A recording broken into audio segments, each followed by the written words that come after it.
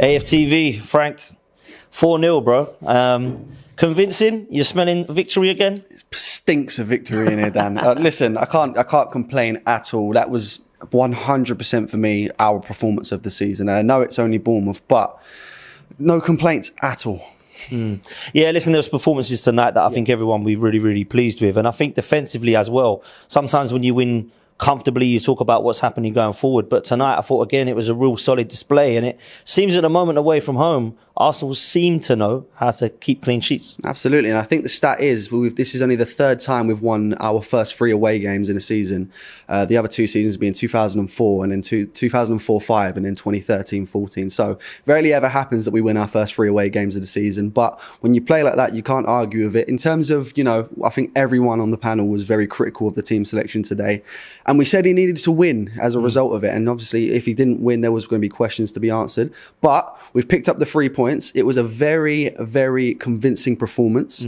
We're in a situation that we didn't think we'd be in coming after full time. Obviously, City, massive result for Wolves. City have lost their first game of the season. I think Turkish just said it's 1 of 3 for the season. But listen, it's very important. That just makes the game next weekend even bigger. Obviously, we're not going into the game as favourites, obviously, Man City being the champions. But if we win that game, we go top of the league. And we're in a situation now where a lot of fans after the derby had written us off for the season already, which I think was absolutely insane. And now we're in a situation where if we win our next game, we can go top of the league. Yeah, listen, absolutely. You mentioned earlier about the team news. Yeah. Let's mention the players that we had the question marks over. I think everybody mentioned Havertz and Eddie pretty much. What did you make of both of their performances? Because I actually felt like there was still going to be some kind of debate about whether they had good games or not. I think they both played great.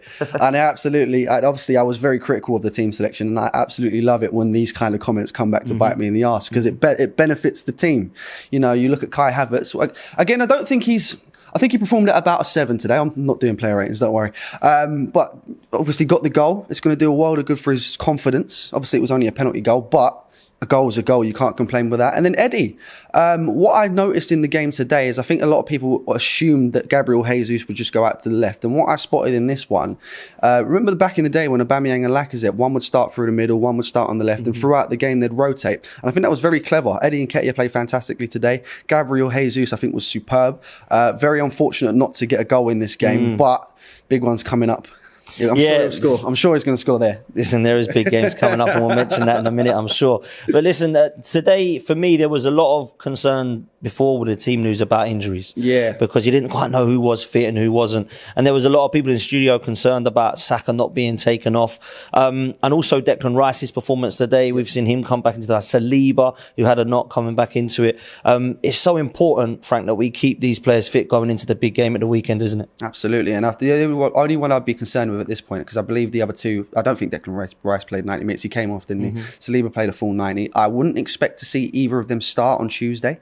Obviously, I don't want to say we don't want to take the Champions League serious, but with the situation that we've got at hand, with such a big game on the weekend, I think you will get a slightly more rotated team on Tuesday than there normally would be in a Champions League game. But the big one for me, and I'm kind of disappointed with Mikel because of it, and I don't really want to put a dampener on things because we've won very convincingly today, but he has not handled this Bukayo Saka situation very well. Obviously, it's great for Bukayo Saka. I think he's played 87 consecutive Premier League games at such a young age. The level of consistency that he's shown throughout this time has been absolutely superb. But we're now in a situation where he's limped off today with such an important, I think I've said that about 8 times in this interview, such an important game next weekend.